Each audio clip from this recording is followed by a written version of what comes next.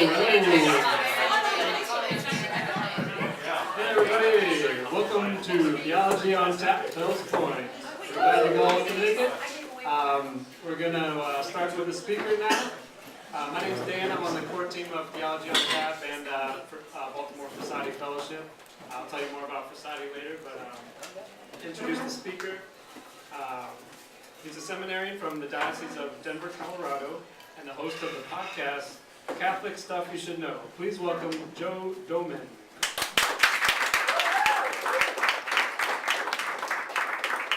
Thank you, Dan. It's great to be here. I'm, like Dan said, I'm from Denver. I am visiting. I'm only here actually because I'm visiting my sister and her husband, Maria and Jake, and their little boy Levi. So Levi's going to be hanging out front the whole time. So if I get really boring, he's really cute. I'll just try to draw attention to him.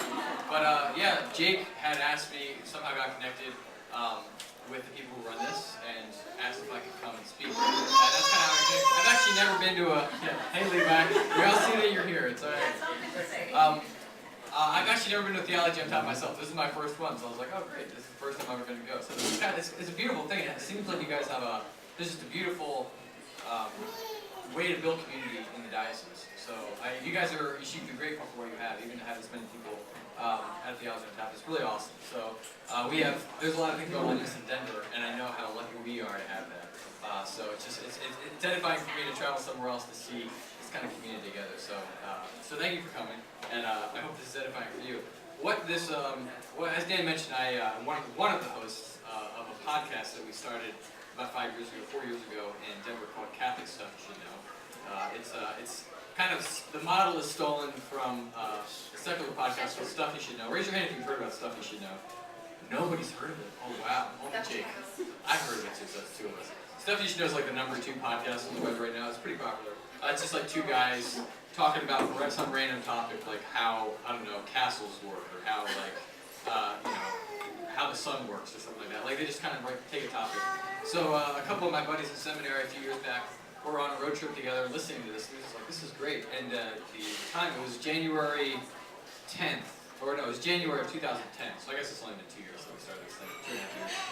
And in January 2010, Pope Benedict, his intention for the month was that, well, part of his intention for the month was that priests, lay people, seminarians, anybody working for the church would use social communications and technology for the new evangelization, because he saw how important that was. So that was his intention for the month. And they were on this road trip during their Christmas break and listening to Stuff You Should Know. And they said, this is Pope Benedict's intention. What if we started a podcast that was just like Stuff You Should Know? We just talk about some Catholic stuff. And so that's kind of how it started. It was two seminarians at the time who were now, both of them are now priests. And so they started. They put out maybe 5 podcasts in the span of 5 months or so. It was kind of hot, it was in the basement of the seminary, a couple shoddy microphones and the crackly sound system, and they just used GarageBand and started this thing. And after one of the priests got ordained, he got assigned 4 hours a week, could no longer do the podcast. So he asked me if I could take a spot. And the other host, who's now Father John Nepple, is one of my close friends. So it was kind of an easy mix. So we just did this together. We record maybe a couple podcasts every couple weeks, so we'd have one out every week, And it's just been funny because it's been so amateur, I guess. But just doing it consistently, and just we're on iTunes or on the web. We have a little website that we've made a little better, hopefully. But it's been wild to see how fruitful it's been, just for something that's very. Neither of us are have our PhDs or anything like that. We're just two regular guys talking about stuff that we love. And sometimes it's a really important topic, something you've always heard about, why we pray the rosary or something like that. And sometimes it's something super obscure that you would never even think about, but it's just kind of interesting, So it's, trivial and profound, and it's just a couple guys talking about it, hopefully in some way that's mildly intelligible and entertaining. But it's a lot of fun for us to do. So that's kind of my background as far as I know that was advertised for Catholic Stuff You Should Know. That's what we do. And right now we have about 2,000 subscribers, which is cool. And we're actually, this is kind of crazy. This is weird. I don't feel like I'm a professional or anything. I'm just a seminarian who does this podcast with a buddy of mine. But we got on about.com somehow on some survey for Catholic podcasts. and we were voted like the #2 Catholic podcast in America. Or something like that. So I'm like, whoa, that's crazy. We're just a couple things. So it's been really cool, really fruitful. It's amazing to see the graces that have happened too. We have people email us all the time, and just ways that it's similar to how especially young Catholics, we can always feel like we don't have much community, right? I mean, when I grew up, I went to a Catholic high school from K through 8. When I go back to my home parish now, I don't see anybody in my class. And everybody I know from my classes, nobody's Catholic anymore. Nobody's really friends with it. I feel like totally the oddball out because somehow God grabbed me and communicated to me somehow that who He is in a way that I just want to give my life to Him. And I feel so blessed for that. But there's not a lot of people out there who can feel really alone. And one of the great graces, just like this grace here, of having this kind of community where you can come together, know that there's other people who care about the same stuff you care about, and who get it, One of the great graces of the podcast is people who aren't really isolated, who can, tune in, download a podcast, and be like, well, these are guys just like us, who are, kind of have the same worldview as we do, and just to kind of build a community. So they'll email us. We get emails from like all over the country, all over the world. I don't know how many countries they email us, the people in them, just to say thanks for doing this. Guys in Afghanistan, military, whatever, just to kind of say there's a Catholic community out there, so I'm not alone. So it's been a great grace. So that's my little plug, I guess, for the podcast, and just a little bit about who I am. Like Dan said as well, I'm a seminarian. If you haven't gotten that so far, I'm from Philadelphia, Pennsylvania originally, and I'm the 9th of 10 kids in my family, a big Catholic family. My parents are insane. And as you can imagine, and I was kind of the product at the end of the line of all the insane in my household. Yeah, Levi, that's right. So raised a big Catholic family in Philadelphia, pretty religious family. Myself, I wasn't super into the faith. I kind of needed a Catholic talk and lingo, knew how to be in a good Catholic family, but I really had a deeper conversion. I ended up going to Steubenville, Franciscan University of Steubenville. I know there's some Steubenville grads here. In Ohio, which is just a great dynamic Catholic school. And I went there mostly because I was the 8th kid in my family to go there. All my older siblings went there. I grew up visiting Steubenville, loving it. These are one of the only places in the world where I'd seen like young people who were like cool, at least in my high school estimation, really like desired holiness, were fun, everything. So I was like, man, I want to be around people like this. And so I ended up going to Steubenville. And while I was there, that's where the Lord really grabbed me. And that's where one of the most great experiences in my life. After I was in Denver, or after I was in Steubenville, here it comes. After I was in Steubenville, I moved out to Denver, got a job at a Catholic high school there. That's what got me out to Denver. I wanted to go do something new, go do something different, and found myself in Colorado, and working at a Catholic high school, and that's really what the call kind of came for me. And I've been in seminary now I'm going into my 5th year of 6, and I'm going to be ordained a deacon in March 16th. So it's coming close. It's awesome. I just can't wait. I was telling my sister, I'm like, I just can't wait to be a priest. It's just such a beautiful life. And we were hanging out with us today. Thank you. And it's just such a great grace to be where I'm at. And so, and Denver is a great diocese, a great blessing. And I have brothers there, which is awesome. And just a great Catholic community there. So.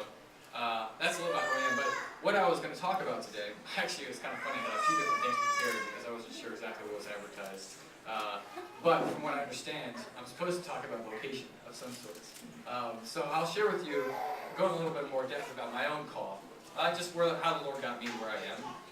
Not that that's really important, but just to kind of share from my experience, and then use that as a way to talk about how vocation is, or what the importance of vocation for those of you who are searching for a vocation now. Maybe you don't know what it is. For those of you who are married and are beginning to raise children, and how does vocation work? Or married, and like how do I live out my vocation now as a married person?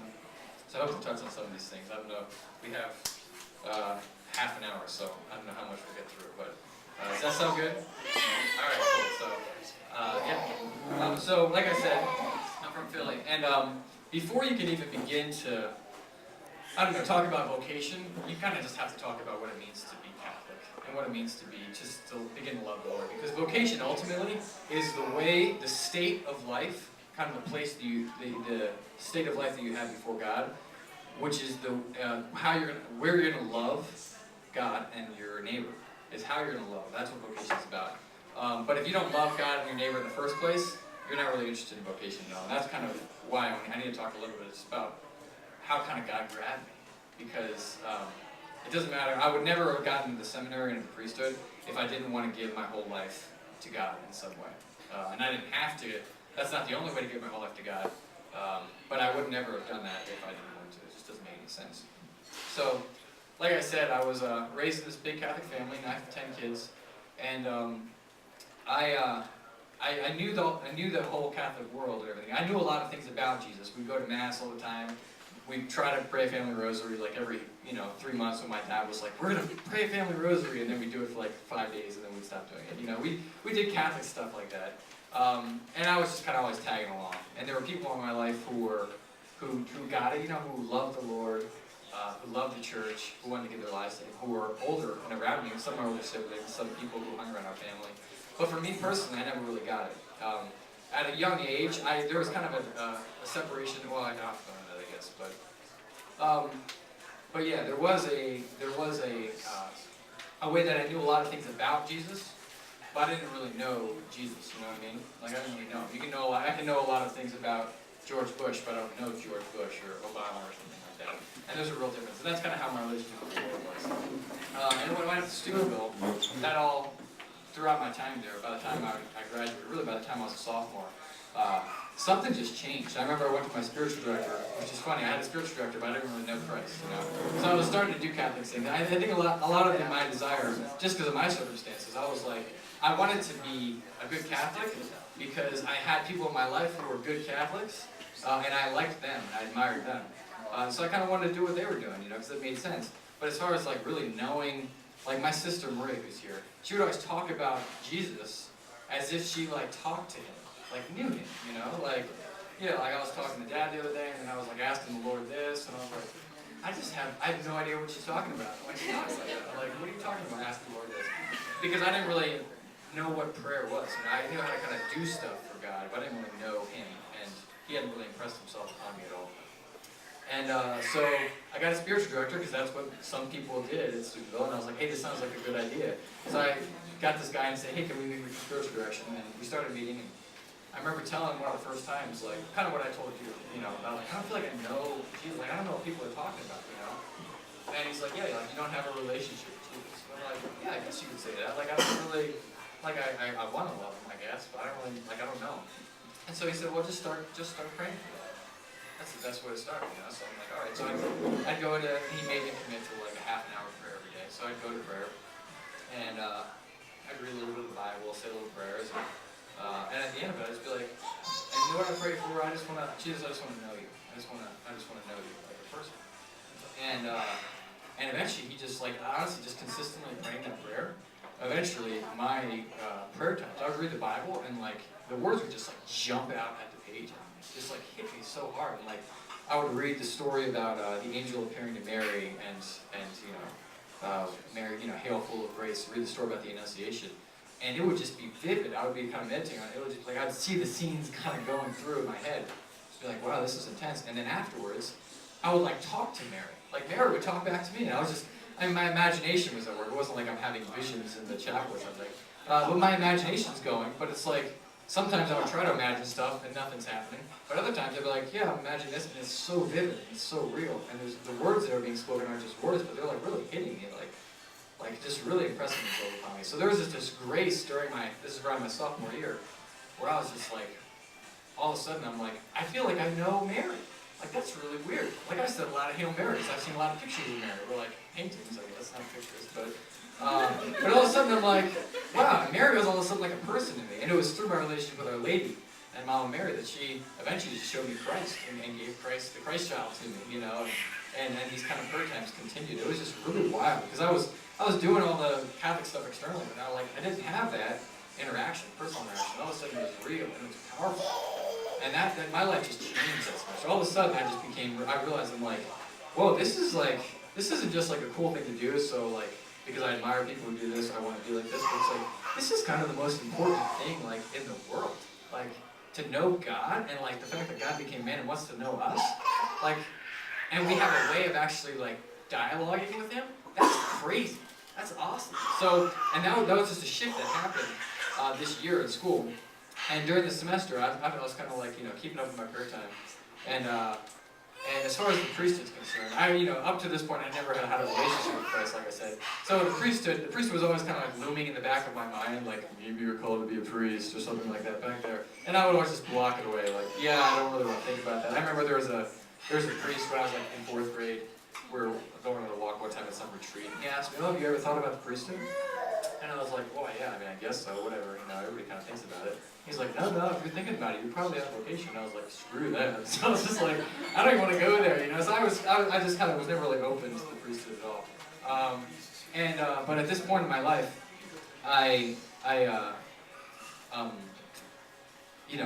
just kind of had an openness, because all of a sudden I was like, wow, this is the most important thing in the world. So I'm praying one day, and I'm reading the scriptures, and it's Isaiah 61. I'm reading it's just straight from the Bible. The Spirit of the Lord is upon me, and He has sent me forth to bear good tidings to the poor, and to proclaim liberty to the captives and freedom to those in prison. And I'm reading this passage from Isaiah about like the Spirit of the Lord is upon me, and He has anointed me to good news to the poor, freedom to those in prison, comfort those who mourn. And I underlined this in my Bible. I was like, man, this is like my life. This is what for some reason this is like, I feel like this is what I'm supposed to do. I don't know what that meant. And then I pick up my little Magnificat. You guys have seen those with the daily mass readings in them. So I'll do a morning prayer to there. And the same verses are the reading for the day. The same exact ones I underlined. And I was like, whoa! I'm like, what a coincidence! That's really cool. And then I was just like, maybe this means something, And then, but immediately when I thought that, I was like, maybe God's calling me to be a priest.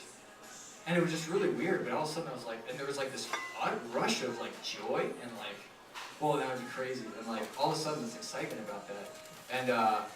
And that was really like the first kind of thing that set the fire as far as like getting me to think about this, And so I like ran to my secretary director friend and like, this just happened, and he was laughing because this day was it was a Tuesday of Holy Week, which in Steubenville, where I was, is the annual Chrism Mass. You guys might have heard of the Chrism Mass. I had never heard of it before. What the Chrism Mass is it's the one Mass a year where the bishop of each diocese blesses all the oils that are going to be used for the chrism, for people coming to the church, for the anointing of the sick, for baptisms.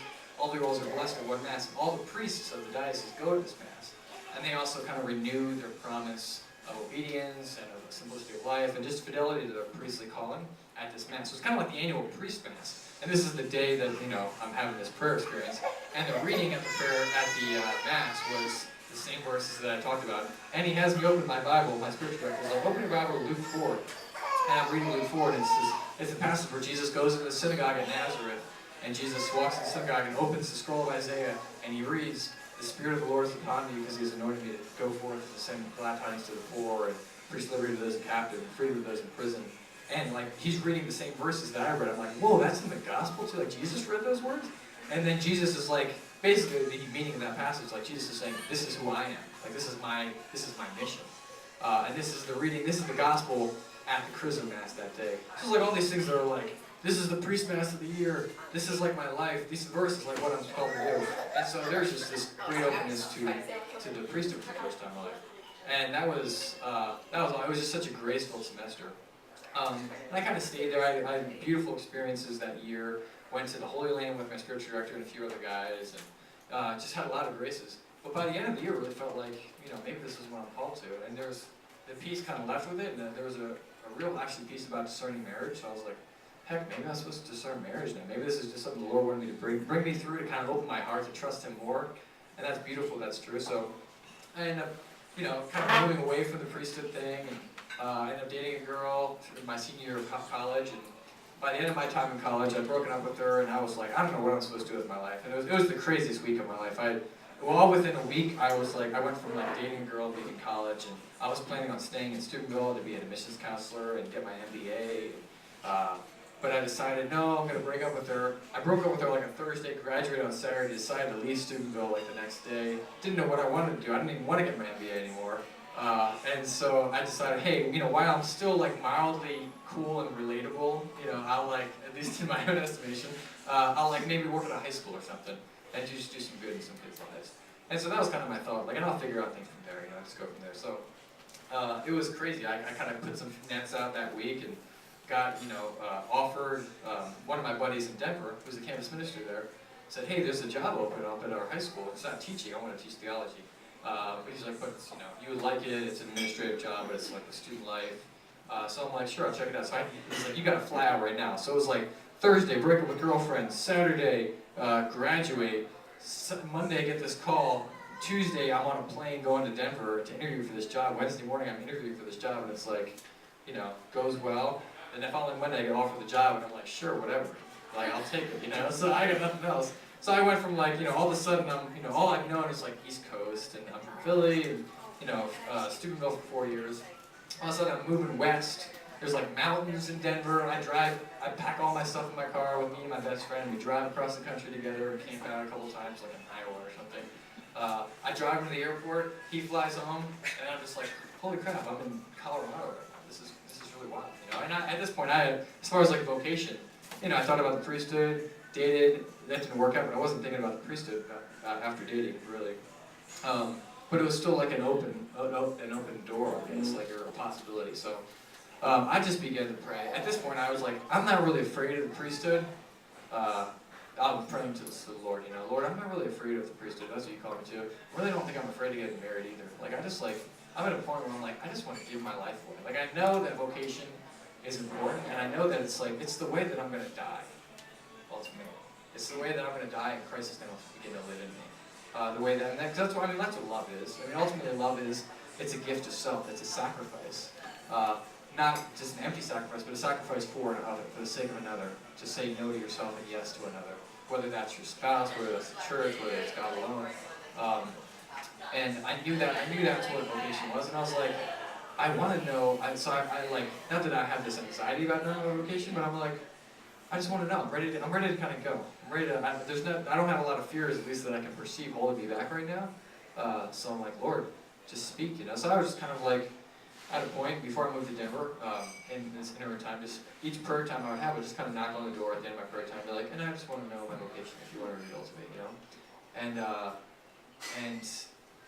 by the time I was praying this prayer, and I moved to Denver, and the Lord just kind of grabbed. It was really wild. By the time I got to Denver, I don't know. Have you guys ever been to Colorado? Hey, raise your hand if you have. Okay, so some of you have. Then it's just like when you come in, you fly in, and then you drive from the airport. The first thing you see is just this like epic skyline of like the mountains, right? And when I first flew out to Denver to this interview for this job, I got picked up by my buddy Steve and his brother John, who was a seminarian. I'd never met John before, and we're driving, and I'm watching this. The sun is setting on the mountains, and it's like the most brilliant sunset I had like ever seen. Like it's setting on the mountains, and like you have in Denver, the sky it's like Texas or any place in the Midwest. The sky's just so big you can see everything around, and the clouds are a little lower because you're higher elevation, and the sun's just like reflecting off the mountains and just like lighting up the sky. And I remember being like, holy crap, this is like the most beautiful thing I've ever seen in my life. Like I might like that. This is cool. And I look back on that now, and I'm like, in fact, my buddy John, who's now a priest, who was a seminary at the time of the car, he was like thinking to himself, he remembers thinking, hey God, you must really want this guy in Denver, because this is like the most brilliant sunset I've ever seen. But it was just a small way that the Father was just kind of like wooing my heart to I don't know, to show me what He has for me, It was just beautiful image in my life for how God's providence, just that sunset, So I get to Denver, and that first week, after I moved there, I end up seeing my buddy John, who's a seminarian, and I run into him, and he says, hey, what are you doing this week? And I'm like, well, I just moved here tonight, so I don't go to the grocery store, find out where it is. I don't know, like I have no plans. So he says, well, me and a couple of my buddies from seminary are going up to the mountains for camping. We're gonna have a little backpacking trip, so you should come. And so I'm like, sure. So the next day, 2 days in Denver, and I'm up in the mountains, and we end up taking this crazy 4-wheel trail that's like 5 miles in through this riverbed, and like backpack another 2 miles up to these lakes, like right at tree line in Colorado, and then we're climbing a couple 14,000-foot mountains in Denver. There's a bunch of them, we call them 14ers. And I'm just like falling in love with this place, But it was beautiful to see how the Lord's providence, like my first week in Denver, I'm hanging out with these seminarians. I've never really been friends with seminarians in my life. I knew some guys in Steubenville who were in seminary, I guess, but it was just really cool. And then John, the seminarian's like, hey, you should email the Archbishop and just say, hey, I'm in town, what's up? I was like, what are you talking about? I'm like, I've never even seen the Archbishop of Philadelphia where I grew up. I've never even met the guy. Why would I just email the Archbishop? He's like, oh no, he's really good with emails. And my brother Martin had lived in Denver and he actually knew the Archbishop personally. He was the spiritual director. So I was like, well, maybe he might remember Martin. So I'll just say, hey, whatever. I'm working at this high school, this Catholic high school, So I emailed the Archbishop one day, just like, this is weird. But I just said, hey, I'm Joe, I'm Martin's younger brother, yada yada. I'm at Nashville at this high school. And he emails me back in 6 minutes. 6 minutes. This is Archbishop Charles Chaput, Archbishop of Philadelphia now, ironically. We switched places, right? But he's like a father to me now. But he's like amazing emails. You know him, if you ever email him, he'll get back to you like that. It's crazy. It's kind of surreal. And I think he's actually even more so like that with like young single Catholic men, just for vocation's sake. So knowing him now, I'm like, oh, he probably knows, because he doesn't get back to me in 6 minutes anymore, but it's usually like an hour. He's off the hook, I guess. But so 6 minutes, he's like, oh yeah, I remember Martin really well. And he says, I'm glad you're at Magic Book, yada yada yada. At the end of the email, I was like, so I'd love to meet you, when can we get together? I was like, all right, so I email him back, and we email back and forth maybe like 10 times in the course of an hour. And I'm like, doesn't this guy have anything better to do? Than emailing me, right?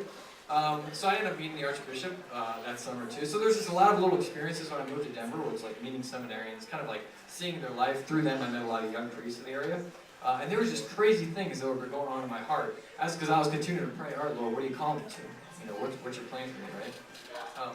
And there was a sense that I knew that God had something for me.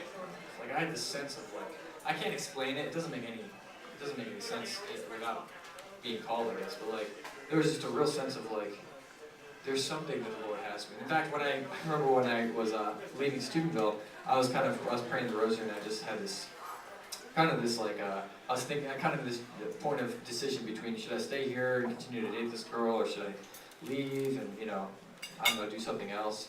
And I kind of had this vision of not vision, just imagining a horizon that I hadn't even looked to, and that God was totally calling me to, but I had no idea yet. But it was going to be an adventure, it was going to be awesome, and that's where my life was going to take me. And it was just this great peace with that. So, I forget why I brought that up. But anyway, there was just this sense that oh yeah, there was just this great sense that God has something for me. I don't know what it is, but it's some adventure, it's some plan that He's calling me to. And so I was continuing to pray, all right, Lord, what's your plan for my life? What do you want me to do? And I had a job, I was kind of stable, I was having a good time. It was the most fun year I've ever had. I was living with my roommate from college who moved out as well, and we had a lot of friends in town, and it was a great year. So I wasn't in any rush, but I was like, all right, Lord, what is it? And through hanging out with these seminarians and meeting some of these young priests, there were just these weird experiences that happened, right? I met this young priest who was doing campus ministry up in Boulder, Colorado, University of Colorado in Boulder. And I went up there with some other seminarians for dinner with him. We were just kind of hanging out with him and his priest friend who was with him. And it was just the two of us at one point hanging out on the porch, and he was smoking a cigarette, and I'm drinking a small cup of whiskey or something like that. We're just talking, and he's just going off. He's been a priest for 5 years. He's been a pastor for 1 year, and he was just going off, kind of venting just about how much it sucks being a pastor, and how hard it's been. He was at a really just a very unorthodox parish when he got there, and he kind of had to change a lot of things and try to do it as without ticking people off and everything. But a lot of people got mad, and there was uprisings in the parish. It was messy. Boulder is just a crazy town, Boulder, Colorado. But this is quintessential Boulder. But he was just kind of sharing with me how horrible it was. And as he's talking, I'm listening, yeah, that sounds like it sucks. And for some reason, I was imagining myself in his shoes, and I was imagining myself on the phone with my brother, just talking to him about how much I was struggling. And there was something in just picturing myself in his shoes, and there was something inside of me just leaping, just jumping up. It was the weirdest experience. I remember listening and being oh yeah, that sounds horrible. That sounds horrible. And being Lord, what the heck is going on inside of me? This is really weird. It was just weird stuff like that I'm this is not a normal reaction. Now it kept happening. But in my prayer though, I kept telling the Lord, Lord, I don't want to go to seminary. If you're calling me to the priesthood, and there was a desire for the priesthood kind of growing, throughout this time, seeing these priests and these young seminarians, being man, this is a beautiful life. Maybe this is it.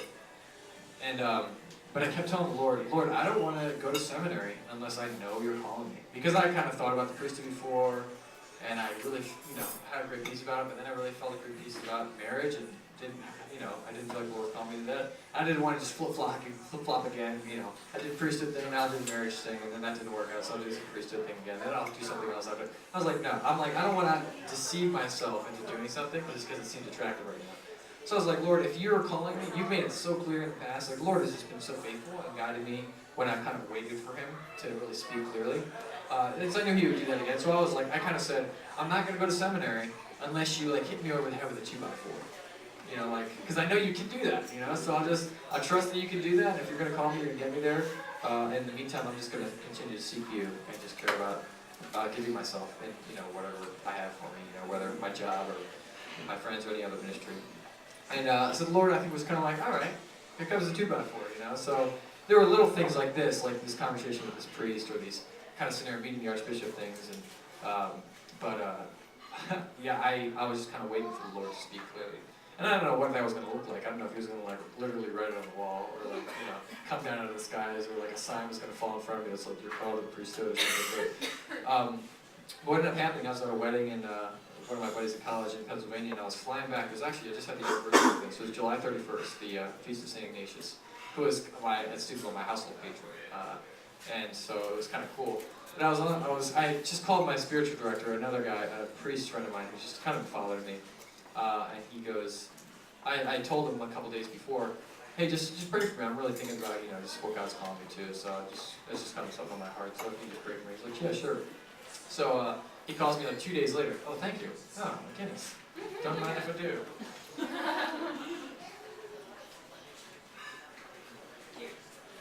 Cheers. So yeah, I called him a couple days before, and a couple days later, I get a phone call from him. I'm in the airport, I come back from this wedding, and I was surprised, because we talk every couple months. And so I'm like, oh, hey Padre, how's it going? What's going on? And he goes, hello son. Hey, if you know him, his name's Father David Lord. He's a Seminarian priest. Some of you may know him, I'm not sure, but just a great man, like a saint. And he says, I was praying for you before the Blessed Sacrament this morning, before the Lord, and I was praying for you specifically. And the Lord, I received a word from the Lord for you. I was like, really? I was like, I've never heard him say things like that. So I was like, all right, whatever, what's the word? And he goes, I was praying for the Lord, and the Lord told me very clearly, tell Joseph to come and follow me.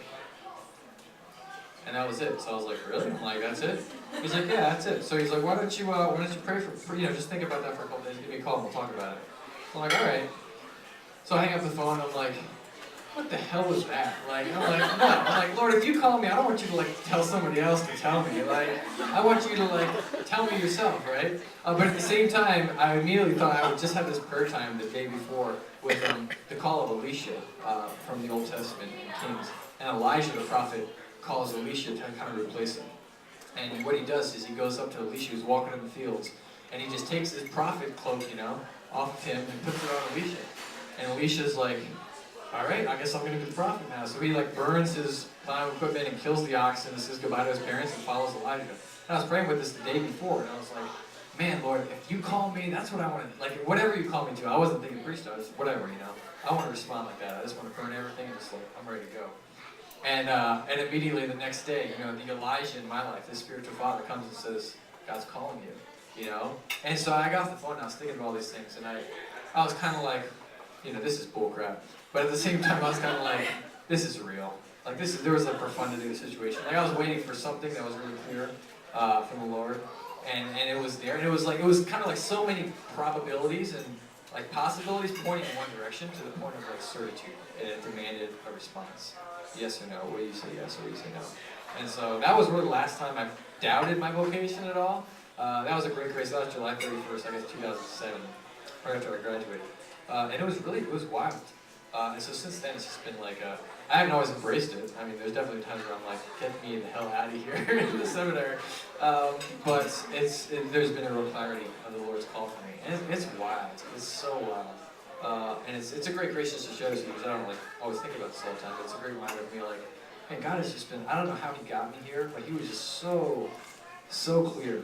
Oh wow, only 5 minutes left, so this is going to be most of my talk, right? It was such a grace, though. And I think one of the things that I'm just thinking about, how do you hear the Lord's voice? how does, because all of us want to commune with God, you know, all of us want to speak to Him, and it's easy to speak to God, or easier for some than others, I guess, but the hard part is like, how do we know God's speaking to us, you know? What does it look like? What does it feel like?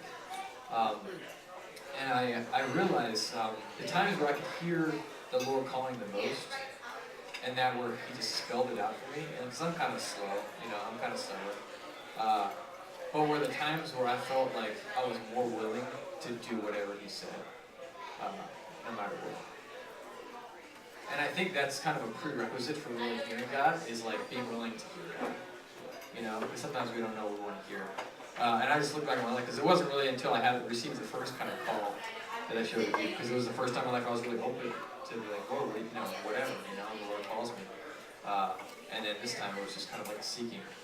And I just really think that just like, in discerning any vocation, I think that just has to be a prerequisite. And they call it the priesthood in the religious life is so radical. It's so beautiful. I mean, the Christian life is radical. You know, if you're going to be a Christian, you're going to be a Catholic, and you're really going to seek to do it, and you're going to do it appropriately, no matter what, it's going to be radical. Like, you're going to look, you're not going to fit in with the world around you. As much as we might look the same, that was one of the things they would always say about the early Christians and the church fathers, you know.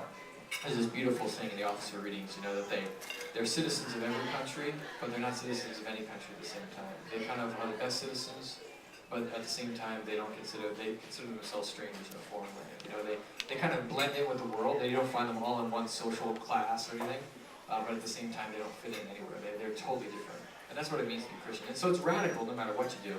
But the call of the priesthood or to the religious life, or any radical calling that's not in the lay state, the Lord is going to be clear. And I think that's what part of the grace has been too, just like knowing that if the Lord's going to call, it's His responsibility. Well, my own responsibility is the responsibility to say yes. That's the only thing that's on me, to say yes.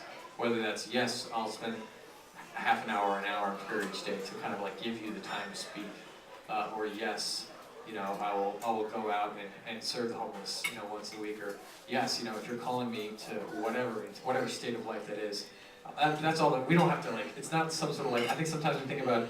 I know at Student-Go, and a lot of single people might think this, like that their vocation is some sort of divine jigsaw puzzle. They kind of have to figure out and work out how to, you know, okay, God, what are you doing? What are you doing? And the onus is kind of on Him, you know, whatever God's calling. Whether it's a state of life as far as vocation, or even like a way to live out your vocation in marriage and the priesthood, a certain ministry or whatever, or a certain way to raise your kids, I don't know.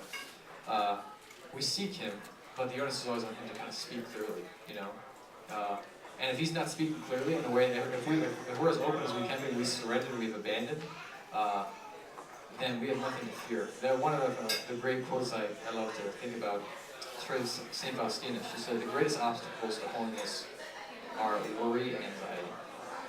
Which I just thought that was so fascinating. Because you wouldn't think that. You would think the greatest obstacles are like, for me, like laziness, like I don't pray, I don't care, I'd rather play video games and watch football than, you know, do something holy.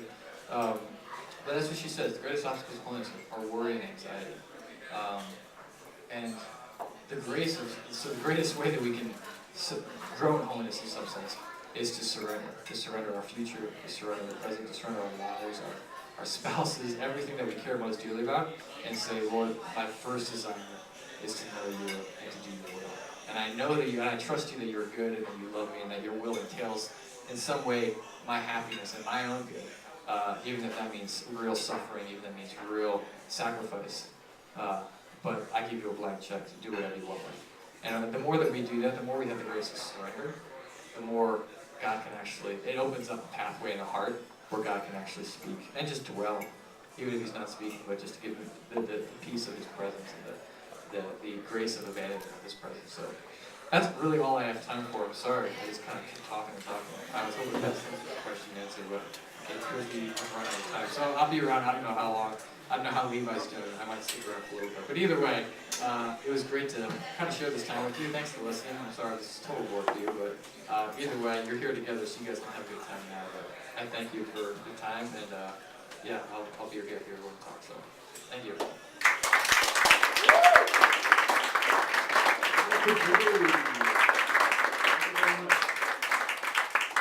right, we have some small expenses and stuff for every Theology on Tap. So if there's a bucket or something near Rodney.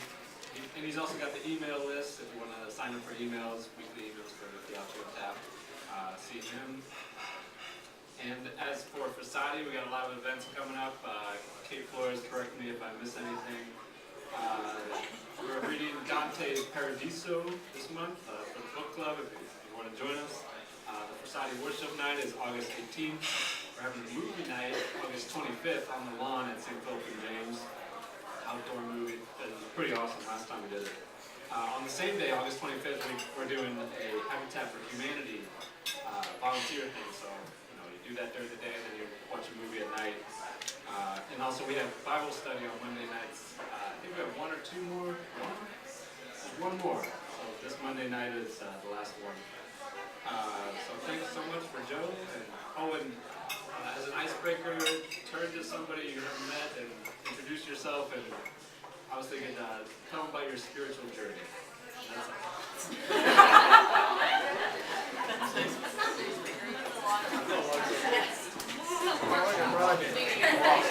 all.